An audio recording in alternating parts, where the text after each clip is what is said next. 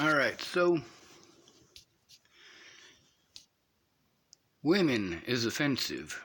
It's a descriptive, but it's offensive. I hear all sorts of feminists pissed off about women's rights. Meanwhile, women is offensive, is it not? So should you not be fighting for human rights, as we are all human? You beat your boyfriend up, right? You've been hitting him for 20 minutes. And when he gets tired of being punched in the face, he pushes you away to defend himself against you. And you go, he assaulted a woman. See, he assaulted a woman. No, that's not assault. That's self-defense. You assaulted him and you deserve prison. You want to push for prison for him because he stopped you from assaulting him. You deserve prison for assaulting him. But who is it that's going to get locked up? Sean Jepson. That's who gets locked up.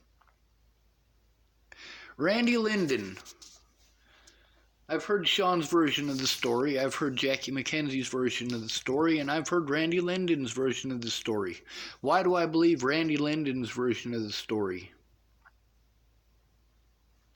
3 reasons. Number 1, he was there.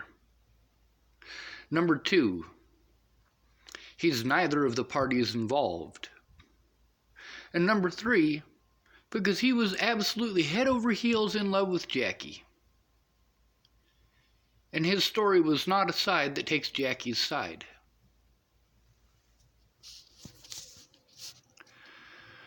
Matter of fact, Randy's side is pretty much Sean's side. Randy said that Jackie McKenzie was beating on Sean for probably a good 10-15 minutes, screaming in his face and slapping him and hitting him and screaming at him and slapping him and hitting him. And Randy finally left. He didn't want to see Sean get hit anymore. It's not the only time that happened. Christopher Tapp. There's a guy named Matt. Matt was the person who saw it all go down. According to Matt, not Christopher Tapp, and not Tammy, that's Christopher Tapp's ex, the one that he hates and calls a cunt all the time. What Matt had to say was that Tammy told this very same story to me. Matter of fact, Tammy, Chris, and Matt all told me the same story. Tammy got tired of being called a cunt. Got tired of Christopher Tapp telling her that she's stupid. Got tired of him verbally abusing her. Instead of leaving, she did something she'd never done before. She started hitting him. She hit him so much that she had to take a break from hitting him because she couldn't lift her arms anymore. And then she went back to hitting him. This was in Boulder County. Now, who is it that went to jail? Did Tammy go to jail for this? No, Christopher Tapp did.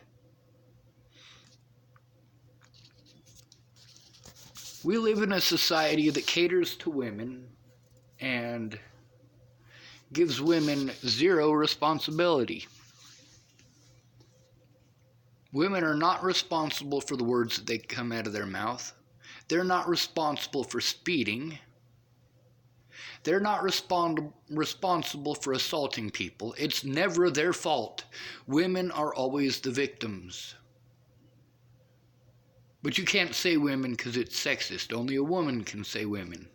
Well, that is sexist.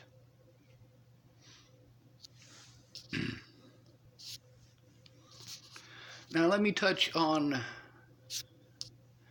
a subject that is very near and dear to me.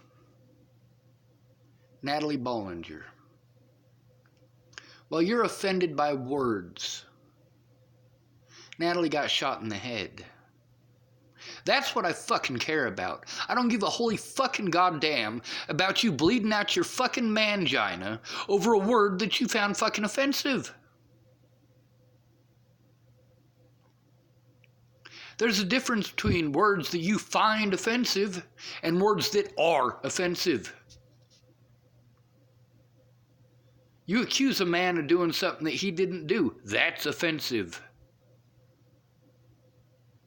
If you falsely accuse a man of doing something, or a woman for that matter, if you falsely accuse another human being of something that they did not do, you should spend that time locked up. The people who assaulted me got away with it because the cops didn't care. In order to get the cops to care, I needed someone to go in with me. I had a few people that said they would, but no matter what, there was always an excuse why they couldn't when it came down to it. With Mandy Hughes, repeatedly. But she wasn't the only one. Now, there's situational things that, well, were beyond their control, depending on who it was. Like Katie Kate, she thought that it was just going to take an hour, and yeah, it's going to take longer than an hour to make a police report about this shit. Also, she didn't realize that I really had to go to the bathroom, and I was late because I had to go to the bathroom. She had only set aside an hour for it. By the time I was able to drive to Boulder, Colorado, her time was already up and she had to go. That was the day that Mandy Hughes was going to go in with me. And when it was time to go, she let me know that she couldn't because she was on probation. Or she had warrants out for arrest. I apologize. I don't want to give you misinformation. We live in a world where a man can be refused the right to an actual attorney, refused the right to show evidence, refused the right to face his accusers, and assaulted by police over a woman's opinion. We live in a world where people, every day we get to see people who were put in prison for crimes that they didn't commit because of a woman's opinion. And I can't say a woman's, because apparently someone will get offended. But the descriptive is important because it is sexist. That a man can't have a woman put in jail for things that she actually did, but a woman can have a man put in prison because of an opinion of what he might do.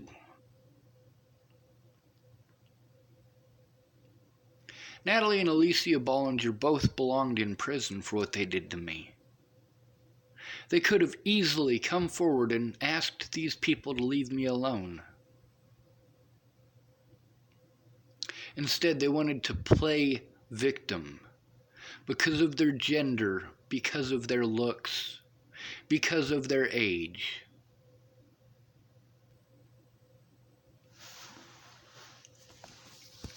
Meanwhile, just like me, they came from a very screwed up background and very screwed up parents who didn't care. Natalie's relationship with her mom was barely existent when she went to Virginia. She was scared shitless of her mother and her father. I wonder why.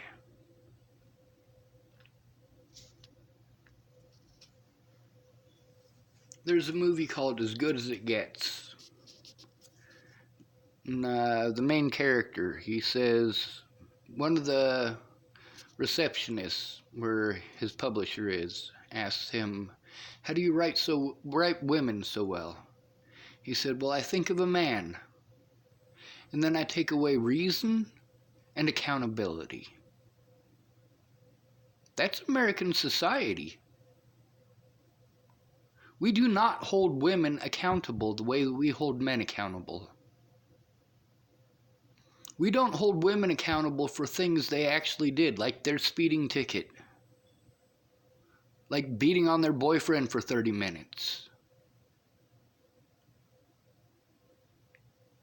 Women and their drama and bullshit is responsible for most of the violent acts against men that I am aware of. not alcohol, not heroin, not meth, not cocaine, but women's bullshit. Something needs to be done. Equality doesn't mean that you get equal rights. It doesn't. Not if you don't get equal punishment. It's never okay to hit a girl. With all due respect, it's never okay to assault someone, but it is always okay to defend yourself, regardless of gender, regardless of age, regardless of skin color. It is always okay to defend yourself. And anybody who tells you otherwise is selfish and pampered, and they're going to be easily offended by words. And the people who call you a cop caller, accuse you of being a cop caller, punch you in the face as if you were a cop caller, are the first people that are going to call the police.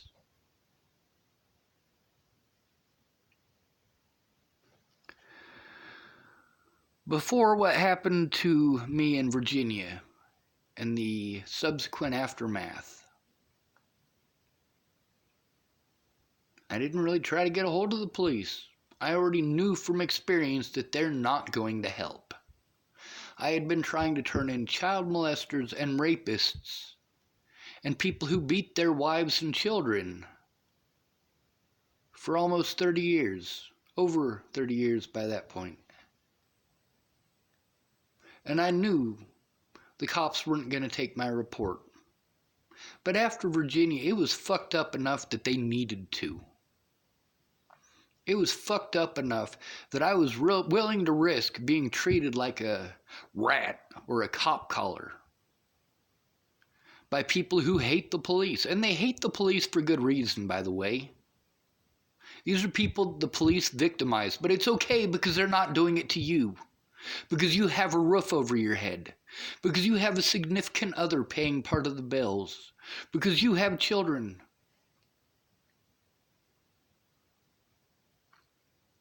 The things that I spoke out about what the police did in Colorado, and it's all over the news. That very officer that assaulted me, Officer Waylon Lolatai, on the news for doing exactly what it is that he was doing to myself and others before me. And Clearview, I spoke out about them, and many institutions like that.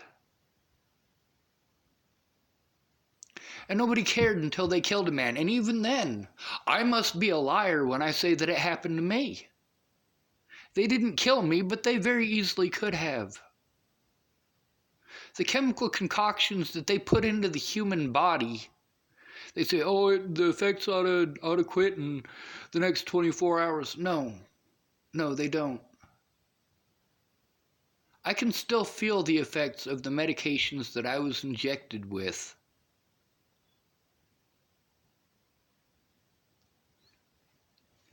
The effects of the medications that I was injected with at Clearview in January of 2018, I still feel the effects of that. And I've been injected with drugs on multiple occasions since. Because when I try to turn in the evidence, to try to force someone to take a look at the evidence, they're not interested in the evidence, they're interested in locking me up and covering the wrongdoing of other officers. Covering up the wrongdoing of places like Regional West in South Dakota, Carbon County Hospital in Rawlins, Wyoming, the hospital in Lakewood, Washington, the hospital in Scottsbluff, Nebraska, and of course Clearview, Centennial Peaks, Fort Logan. Now, I didn't go to Centennial Peaks, Fort Logan, or Mount St. Vincent's for that matter after Natalie died. I'd been to those places as a child in the 1980s, over 30 years ago. These things were happening. You ever watch One Flew Over the Cuckoo's Nest?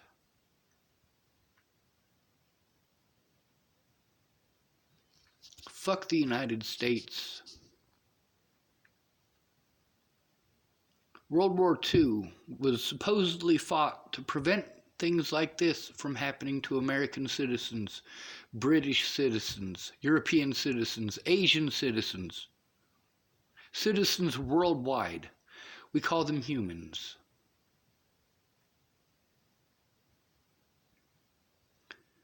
We done flushed the Constitution because we want to be offended. You want to be offended by words while other people are dying because you won't get off your fat, lazy, pampered